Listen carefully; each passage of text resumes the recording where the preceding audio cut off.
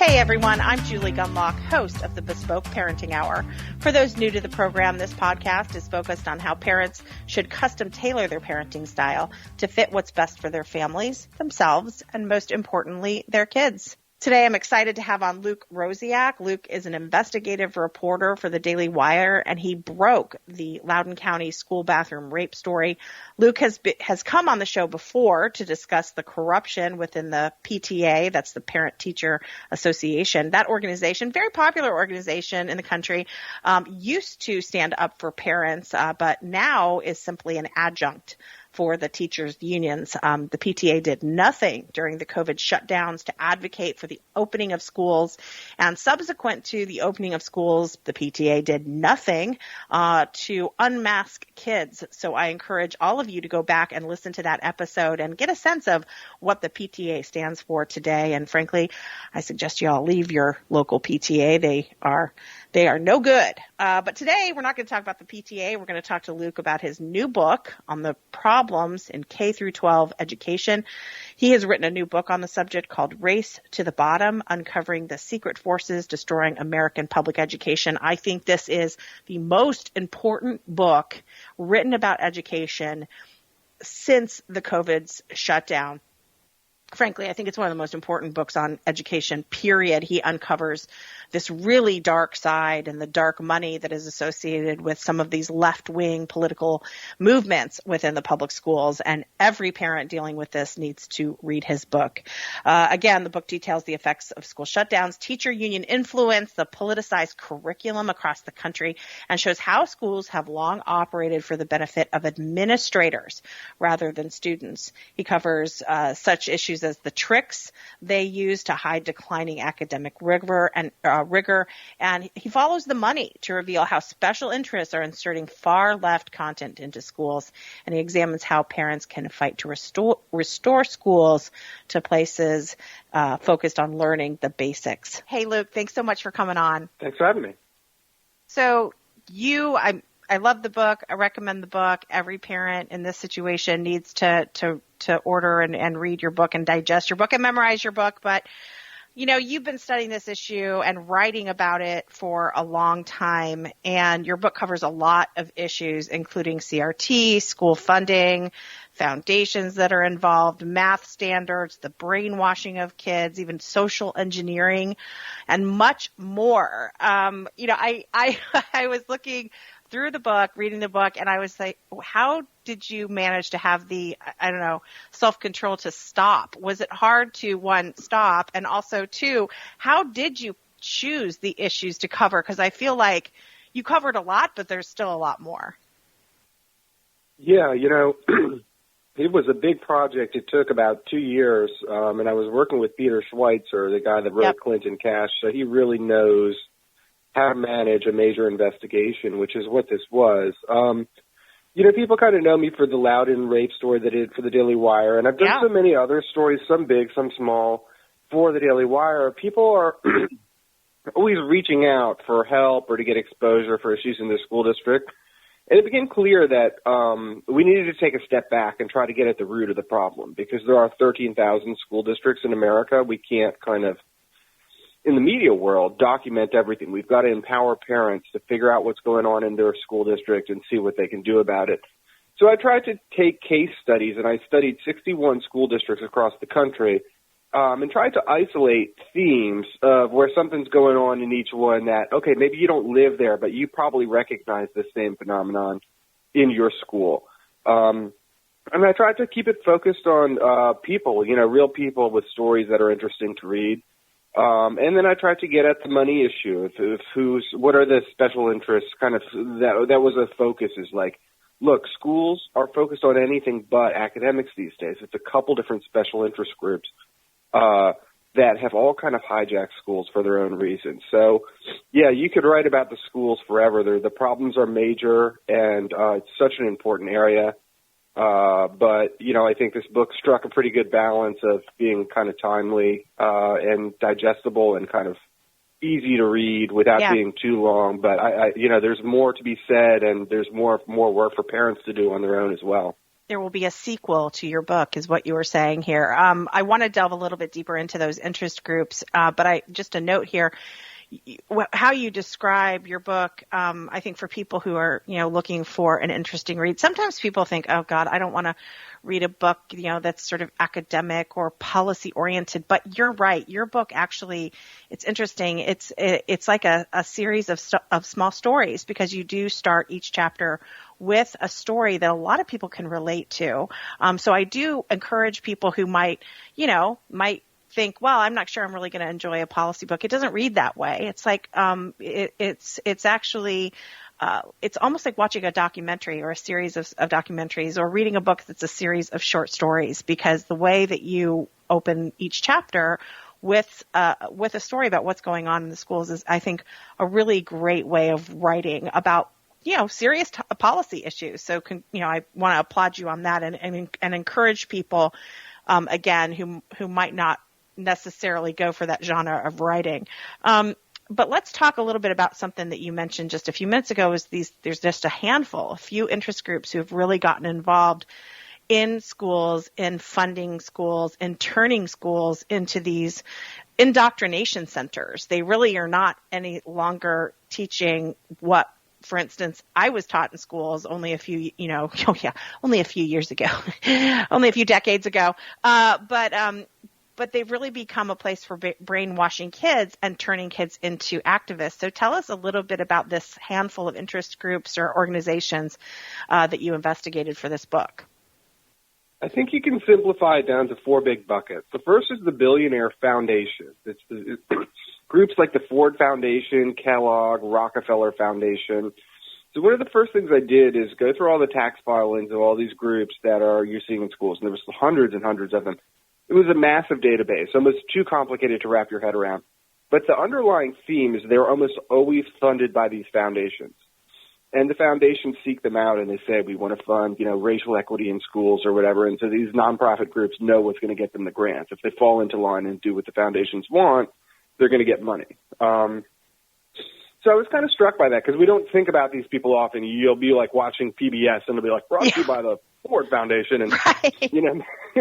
Or maybe there's some sense that the Rockefeller they funded art museums. Yeah, and they brought us Downton Abbey. How can they be bad? I don't think that most people it doesn't occur to most people that the Ford Foundation is a villain. But by the end of investigating schools, I was convinced that the people behind CRT are the foundations I named. They are profoundly radical and profoundly powerful. And so it's like a lot of things in the schools world. Radicals escape accountability through anonymity. So it's kind of like the whole lesson that I think a lot of us have learned over the last couple of years is some of the guys that really impact your life the most, some of the bad guys that are kind of coming for your kids or really important to your quality of life, are not household names. It's not like someone like Joe Biden or Donald Trump. Like, it really takes a lot more work to kind of figure out who's who. Yeah. Especially in your town. So the second, go ahead. and I'll just list the other three, and then we can come back and go more into detail. But the second group is the consultants, the charlatan consultants that are pushing this racial stuff. And then the third groups are just this third and fourth groups are just the self-interested administrators that want the statistics to look good. And then, of course, the teachers' unions. It's so interesting as I'm hearing you talk about this. In my own town of Alexandria, Virginia, the superintendent is, super into CRT. He loves the 1619 Project. He wears his I'm on an anti-racist journey T-shirt all the time. He now has a podcast dedicated to equity, so-called equity. We know what it really means. So he is super on the grift train. He wants to get into this. And what's so interesting is he recently wrote a book. So he's figured this out. It's really fascinating to kind of track him. And he was already sort of, into sort of the racial grift, I think, before he even came. He was previous to being in Alexandria, Virginia, he was in Shaker Heights, Ohio, where he started this whole racial stuff. And it really, he is not well liked in Shaker Heights, Ohio. But then he came here, and then of course George Floyd happened, and, the whole anti-racist movement started, and I think he saw his entry. And it's interesting. He wrote a book. He's now created an LLC a consultancy where he's going to now be doing this education consultant work, and he's going on this speaker's tour and promoting his book. And as you're talking, I can see, pretty soon he'll be looking for funding from the Ford Foundation or the Rockefellers or the Kellogg's. And so it all comes together when you start to see this web, and you're writing about it, I think is really going to help parents see the bigger picture here, see that this is really a drive for money, if anything else. And again, those buckets, you make it so clear that the money comes from here. Then there are these nonprofit groups, then there are the consultants, and again, the self-interested administrators. The superintendent in my town seems to fit into all of those buckets, maybe not the billionaire foundations, but he certainly fits into 3 of the 4 buckets. So that is a really great way that you spell it out and explain it to parents. It really comes alive. I want to pivot over, and I don't want to cut you off if you had more to talk about on the sort of the 4 buckets issue. No, I think you're on the right track. Yeah. But again, I think that if parents read this, they can see this actually happening in their own communities. It's sort of this like light bulb goes off in their heads, and they're like, oh, I see what's happening. It's actually not that hard to understand once you lay it out. Yeah, and all you need is it's basically like this hydra, like this multi-headed monster, and you just have to trace it back to one of the central nodes. And it's usually not that you don't have to do that much research to get from something in your district to, the nest, the central node where they're all operating out of. But there's just a mentality of failing upwards. Like Shaker Heights is like this infamous failure in terms of equity, because it's a super liberal place that's super racially diverse, and they had like busing long ago, and the schools are like exactly equally distributed, and they've been spending so much money and so much effort for decades, and their results are not very good. And so Shaker Heights is like this laughing stock, or if anything, this proof that equity programs don't work. Yeah. And then here this guy goes and he's creating a whole career out of saying, see how I ruined Shaker Heights, let me do it elsewhere too. Exactly. It's so funny because some of the things I've heard out of Shaker Heights are, he really was the most despised man in the town, because if anything, he created racial hostility and racial division. He came in there and, claimed that he was going to shake up Shaker Heights, and boy, did he ever, and made it a place of great racial division. While he was there, his tenure there was just fraught. And actually, the Washington Post actually did a really interesting piece on him and how he was really despised and how he treated teachers badly. It was interesting how he really had no patience for women. There was a part in the book where a group of fathers went in and talked to him, and he at least could have a meeting with them. But again, he didn't really care what they had to say. So we are now blessed with Superintendent Greg Hutchings, but it really, even I thought I had a good handle on things. But then again, reading your book really helped me understand in a much clearer way what was going on here. And I like the idea of a node. It's all very sci-fi, like tracing it back to the central node. I did want to pivot really quickly to say something about your dedication of the book is really wonderful. You dedicated the book to your children, which is very nice. But I have to say, I'm not going to lie, I got a little teary-eyed. You say, dedicate this to my children, but I also dedicate it to the accidental activists. You say the parents who had no choice but to fight for their kids when they realized that no one else was. And I felt that really sort of personally.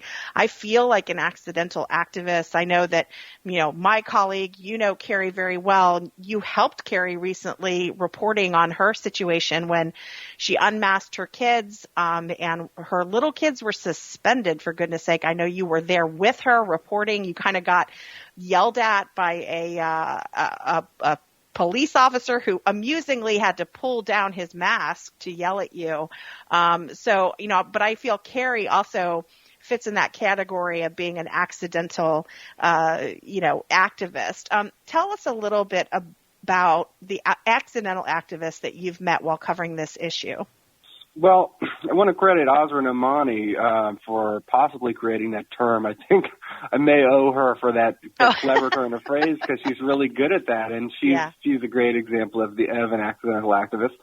But I would say that it's been so amazing to watch this resurgence of I don't know if resurgence is the right word because I don't know if it's ever happened before, but parents getting involved for the first time. And there's been so many of them, and that's the great thing is, they may not be household names, just like the bad guys aren't household names. Some of the most important heroes and also some of the most nefarious villains are all kind of just regular people when you're talking about the local level. A lot of them have traditionally thought of themselves as Democrats, and they may still. And what was interesting is that there was this recognition that the ideology that was in school systems, it wasn't about.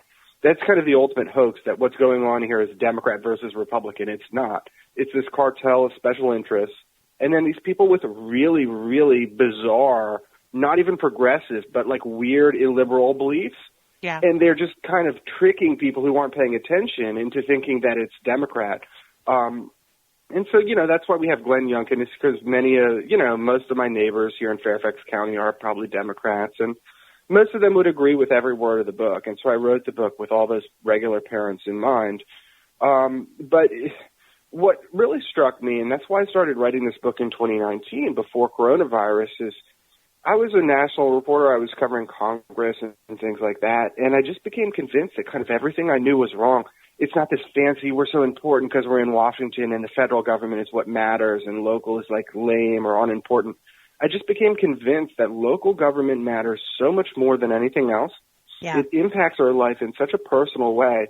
And when people don't pay attention, a vacuum is created, and that's when special interests fill that vacuum.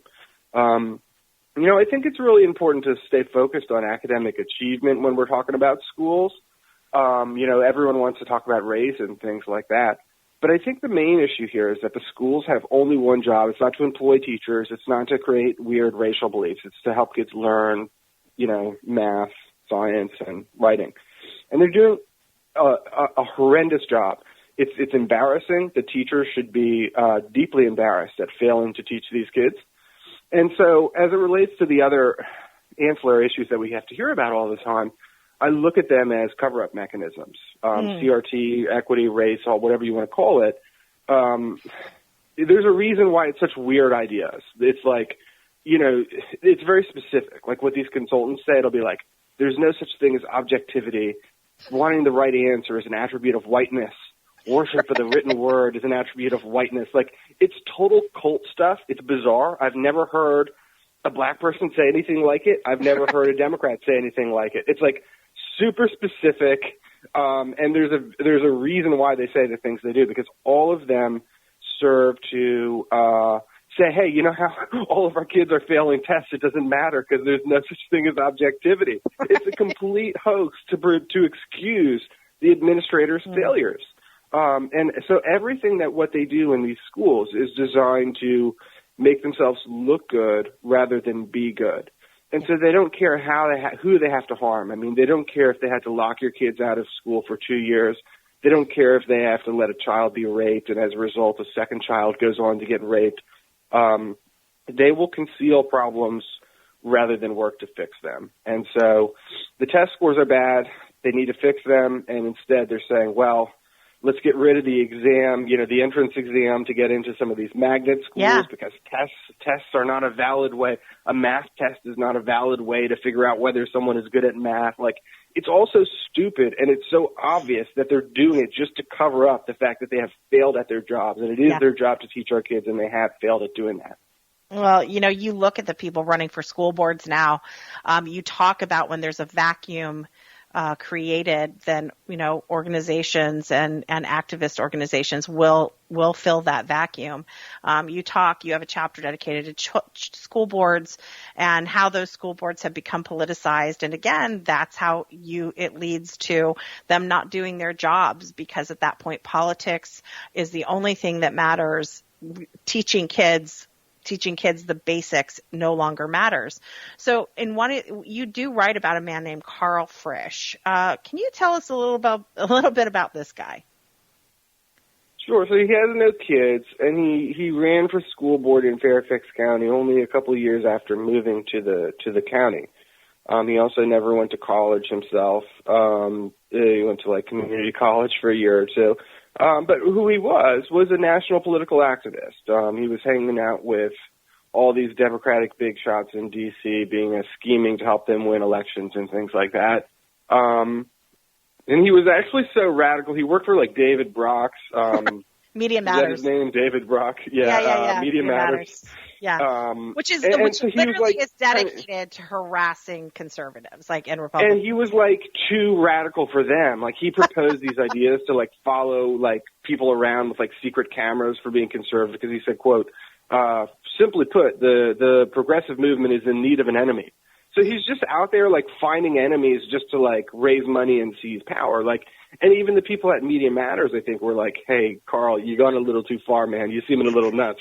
And so what did he do next? He ran for school board, and it's like he's raising money from all across the country by sending out, issues like LGBTQ issues. Like, if you want to support gay activism, give to me. And so there would be like little old ladies in California who would be donating to him. And so we're here in Fairfax County just trying to care about our kids, and it's pretty hard to get people to even watch a school board meeting. And then here there are people in California who are donating money to get some guy with no kids on our school board. And it is so creepy. And it was all about kind of this gay rights stuff, which is, I have no opinion on, I'm not, it doesn't matter what anyone's opinion is on that issue. The point is it has nothing to do with education. Yeah. It's funny. I think genderqueer and some of these other sort of pornographic books that are in the schools, it's so funny because if you talk about it on Twitter, people are like, "Oh, well, you just don't like it because it's got graphic gay sex." And I'm like, I don't think I would want straight sex for kids either. What is wrong with you people? Exactly. I actually don't want straight sex also depicted like you just said. Like, folks, we're not talking about what kind of sex it is. We're talking about sex, period, on display. And it's amazing. Like I took some screenshots of those pictures, and they were on my phone. And then I realized, oh my God, I got to get these off my phone. Cause you give your kids your phone, you realize you're scrolling through and they're going to be like, mommy's totally creepy here. Like mommy's a little kinky. So I had to race to my phone to get them off before my kids were scrolling. But what it is, there's a very cynical, a lot of this is just about seizing power for the sake of seizing power. That's basically what critical race theory is. It's a virus that exists to destroy, to take over entities and then destroy entities and then take them over for the sole purpose of spreading itself. CRT has no solutions. It doesn't do anything. It just takes over in order to take over. Yeah. And some of these activists that try to use national politics to seize local school board slots are the same way. There's another lady on the school board who did the same thing with gun rights here in Fairfax County. Like, guns, like hanging on to like Michael Bloomberg with his like different gun. Like, none of that those are national issues, but it's like, it's a way to raise money and to create this tribal mentality that takes the focus off kids, but it helps you win elections. And if you think about it in Loudoun County, one of the craziest people on the school board is this lady, Julie Briskman, who was known. She was just a regular person who worked for a tech company. And one day she was riding her bike down the street and Donald Trump walked by or drove by. So she flicked him off with her middle finger. And someone happened to take a picture, and she became, like, the Huffington Post wrote an article. So she became nationally famous for this issue. She started to raise money off of it, and now she's using this, like, Trump issue to raise money from people all over the country, and then taking this national-level funding and just jamming it down the throats of people on a local race. And I think that's important to say here as far as all the money stuff with the foundations and all that, or campaign funders. Your money goes – the people behind these foundations are very savvy. If you have a certain amount of money that you want to use to get some influence, you can spend it on like a U.S. Senate race where you could spend millions of dollars and it wouldn't even mean that much, or you can spend it at the local level. And so it's really the amount of money these people are spending is very large, but then it's especially astonishing when you consider how far money goes at the local level. So there's been a very national and strategic takeover of local government. I think the first thing I learned is that local government is very, very important. And then the second thing is, like, it's kind of been taken over by this really network of national interests who I look at it as we're all looking in one direction, meaning we all think like federal politics and Congress and the president is the most important thing. And then these really savvy operators just kind of sneak in the back door, which is local politics and school boards. Well, it's so interesting, too, because, I mean, I think nationally it's something like I've heard Inez Stepman, who I work with at IWF, and she sort of is on the education beat. She always talks about how, I think the nationwide only like 3 or 4% of voters show up for school board elections. Like, nobody gives a crap, right? And I mean, now they do, but they certainly didn't for years and years and years. And you're right. Because there was no interest, you could sneak in these insane candidates who would just kind of win because, only their like friends and family showed up to vote for them anyway. And so they could sort of get into office and then cause so much destruction. But I do want to just talk about this idea of the money and how it's funny. You're talking about like these massive foundations, right? Kellogg, Rockefeller, Ford, like these massive foundations that are funding CRT. And again, this like, as you said, this disease, this virus that just is there to destroy and gain power. So they're funding all this, but yet you read in the newspaper, like you read in mainstream media that it's all the right wing, right? The right wing that gets all this and all these parent movements. It's just AstroTurf. Funded by these, I know. There's no reason a parent would care about their own kids. They must be paid by someone to pretend they care about their kids. Yeah, it's astonishing. And it's so funny because at one point, the Washington Post reported on IWF because we put up a letter advising parents like, hey, here's a sample letter you can write to your school district. This was way before the mask mandate was lifted in Virginia. And sort of masks were sort of like, okay, everybody has to mask. And so we put up this letter like, hey, this is a nice letter you can send. And it was written, if you know Hadley Manning she's IWF's policy director. She could not be a nicer, more polite person. And her letter reflected that. The letter was incredibly nice. And it was very polite, but it was also, at one point, she said in the letter, I have a tremendous sympathy for what you're having to deal with. So it was also sympathetic to the school administrator who's having to, go through all these different rules. And the Washington Post characterized that letter, did not link to the letter, didn't show the letter, didn't give any actual quotes from the letter, but characterized our letter as fomenting violence and telling parents to go up and scream at school board members. It was insane. And again, they then reached back and found a Coke donation from 2007 and were like, that's Coke, find it, right? And so this idea that the right is incredibly well funded, paying off parents to get upset at their school boards is so insane. And also I want you to comment on this, is this idea that it's all white women, right? It's all just a bunch of white women that are upset about CRT or something. That's not true. You mentioned Officer Nomani. I watch I have no life, so I do watch school board meetings, and it is not all white women. There are an awful lot of people from all different backgrounds that are concerned about their kids. And, how do you react when you hear that kind of stuff? And, tell me a little bit about the parents that you're dealing with. Are they all just a bunch of white women with their, their coffee cups filled with wine and their Lululemon, yoga pants? Luke, is that all you're you just described the people that are making the hit list to destroy and hack the Mexicans who love their kids. There's this, they hate the fact that really the Asians are the main group that is harmed by all these equity things. They can't stand when minorities are not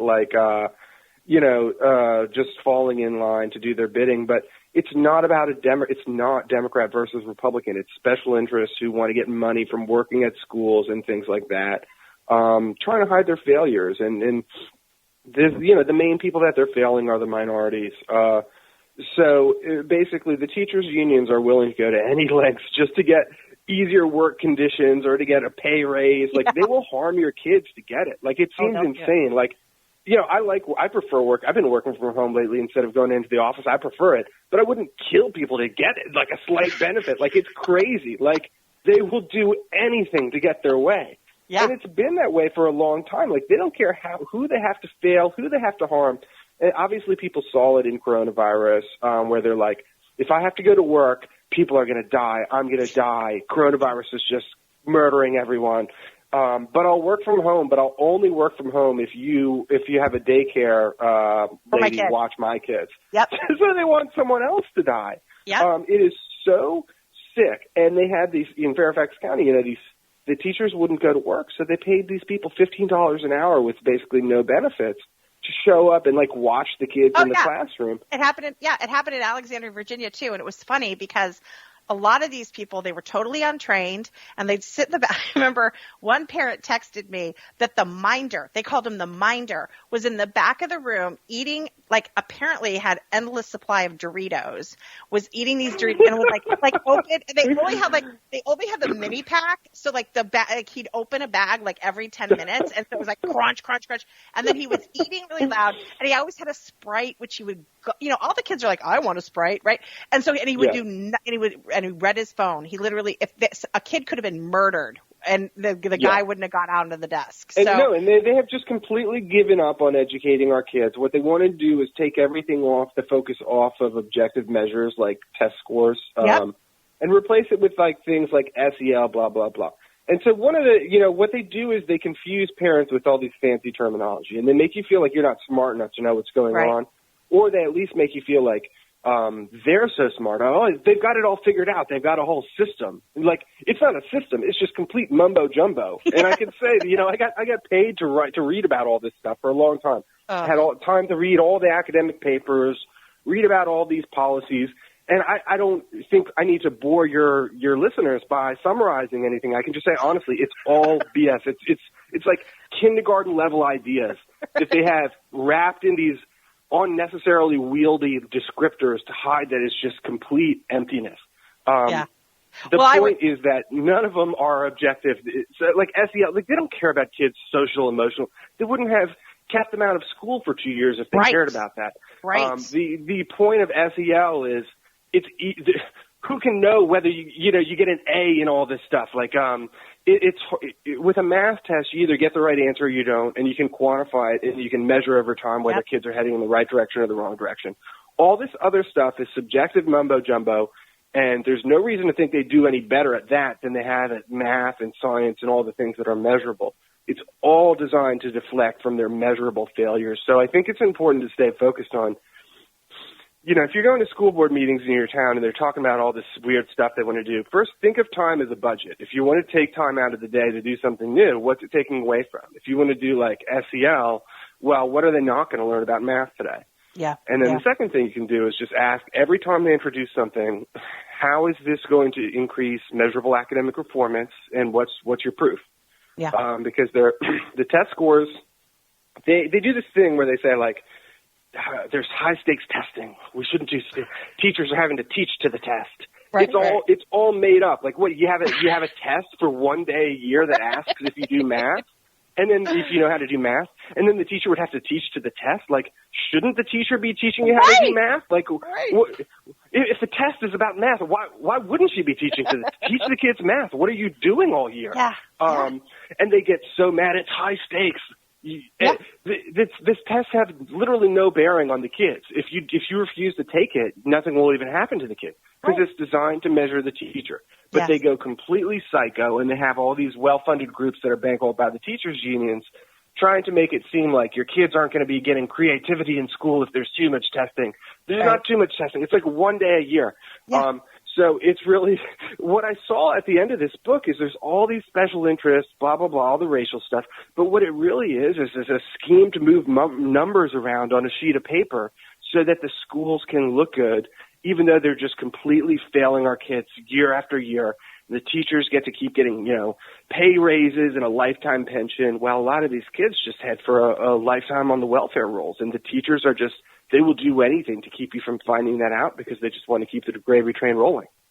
It's so interesting to me, Luke. I hear some of this stuff, and it's funny. I always say that, at the beginning of COVID, if you had asked me about, what's the solution to public schools, and I would have said, oh, well, we have to keep pushing for reforms. And we have, I was very kind of milquetoast about it, probably because I didn't really understand the issues as much as I do now. And, and I was always like, oh, yes, we definitely need school choice to give parents more, which of course I still believe to this day even stronger. But as far as reforming the public schools, I have now gone into the camp of, nope, there's no reforming it. They need to be shut down. I've sort of gone into the, get rid of the Department of Education camp, right? Get rid of everything. Do you even think it's possible to reform this? This is not a broken system. This is a system that has been obliterated. You almost can't see what public schools used to be or what they were designed to do anymore. Where are you after doing this book, after writing about this for years, after uncovering gruesome details like that rape in Loudoun County, the follow-up rape? You broke those stories. You have an entire major media outlets ignoring this stuff, and you broke this story. Where is your head in terms of, is reform possible, or do you just need to get out? I think every parent should get their kid out, but I'm reluctant to say that. I mean, I felt the same way as you I think that when I started this project, I thought Republicans made a huge mistake by talking about just school choice, because anytime they were asked about public schools, they were just like, yeah, I don't know, I don't care, I don't pay attention to that, we should just do school choice. And so you create that vacuum again where you've just ceded it to the crazy people. But realistically, they are so entrenched, as you said. It is like a deep state where it's not just the school boards. Yeah. I mean, you can elect an all-Republican school board, but then where are you going to find a superintendent? Right. Even if you find a good superintendent, what about the teachers that are getting their, there's these groups like the National Council of Teachers of English.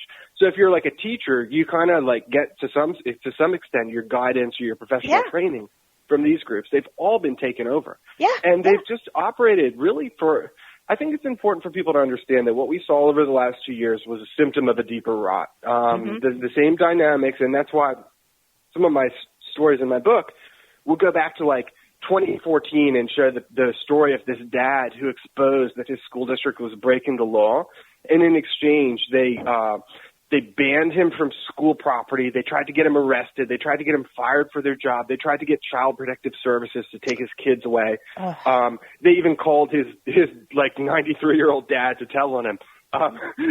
These people are insane. And it's been going on for a long time. It's not about race. The dispute back then had nothing to do with critical race theory. No one had even heard of, CRT at that time. The same thing they're trying to do now is just racist parents. They've been doing that to anyone that threatens their self-interested cartel for decades. Yeah. Because they are failing our kids. I don't know. It is so frustrating to know what to do, because if we just give up completely, it cedes the whole thing to the bad guys. But at the same time, look, you got to look out for yourself. You got to look out for your kids. And it does hurt them to withdraw your kids, because if we all withdrew, or many of us withdrew, they lose out on money. So I think you're probably right that, just getting out if you can. Of course, we feel bad for the people that can't afford it. It's important to say that private school is not for the privileged. Private school costs less than public school. It's just that taxpayers are paying it on the public side. Yeah. It doesn't cost more, though. If private schools are better, it is not because they have more money. They have far, far less money than public schools. It's just public schools do a remarkably bad job at getting results. That's right. That's right. Look, we're coming up here on time, but I want to encourage people to really read all your stuff, follow you, and I think this is probably I think your book is the most critical book that parents can read right now, because it really puts it all together, and what we're seeing, as you said, this sort of bigger rot. You've exposed the bigger rot that really is hard to see. I think It's not hard to see right now. We see it. I think parents in the public schools see it daily, and frankly, and with some of the woke stuff that we see, you see that stuff in private schools as well. But at least private schools, have some incentive to actually teach children. We might not agree with some of the social engineering going on, but they actually do still try to attend to the reading, writing, and arithmetic. But I want to, where are you? What's your Twitter handle? There's a lot of parents that aren't on Twitter. Do you have a Substack? I know you can be found, obviously at Daily Wire. But where are the other places people can find you? I'm on Twitter at Luke Rosiak, and Daily Wire is where my articles are, and then the book Race to the Bottom is probably the most. I spent 2 years figuring out what to say about schools there, so I can say everything I want to say is I said it best in that book, and you can pick that up at any bookstore or Amazon or whatever. It's called Race to the Bottom. Well, we'll definitely have a link to it, and I'll be tweeting it out as well. Again, the book is called Race to the Bottom, Uncovering the Secret Forces Destroying American Public Education. It's funny you say destroying. I think it really is destroyed. I think parents have to get out. But I will tell parents as well, there is a reason why people like me and people who really have a look into the rot of the public schools. And I would, I don't want to speak for you, Luke, but I think you're probably also a supporter of school choice. This is the reason why, I was able to get all three of my kids out. They're now in private schools. And I homeschooled for 2 years, and I was able to because I work from home. But there's a lot of people that are not able to get out of the schools, and those kids are often the most vulnerable. So, I think one of the lessons from all of this, when you listen to Luke talk about it, when you read the book Race to the Bottom, I think the solution is fine if you want to think about ways to reform public schools, but the way in which public schools will start to reform is when parents have a choice, when there is a marketplace where they can choose the best school for their kids. So Luke, I don't know if you have any parting or ending thoughts or wrap-up thoughts about that. I actually think you said it so well that it's best to leave it right there. Aw, well, look, see, that's so great. I guess that's why I'm the host. Well, Luke, listen, I am a huge fangirl of yours. I appreciate all the work that you do and all the things you do to support parents. You are often one of the first people I tweet to if I see some new outrageous thing out there in the schools. So thanks so much from a very tired mom who has been fighting this battle for a long time, personally for my own kids. I appreciate everything you do to shed light on this really serious problem. Thanks for coming on, Luke. Thank you, Julie. Thanks, everyone, for being here for another episode of the Bespoke Parenting Hour. If you enjoyed this episode or like the podcast in general, please leave a rating or review on iTunes. This helps ensure that the podcast reaches as many listeners as possible. If you haven't subscribed to the Bespoke Parenting Hour on iTunes, Spotify, Google Play, or wherever you get your podcasts, please do so you won't miss an episode. Don't forget to share this episode and let your friends know that they can get Bespoke episodes on their favorite podcast app. From all of us here at the Independent Women's Forum, thanks for listening.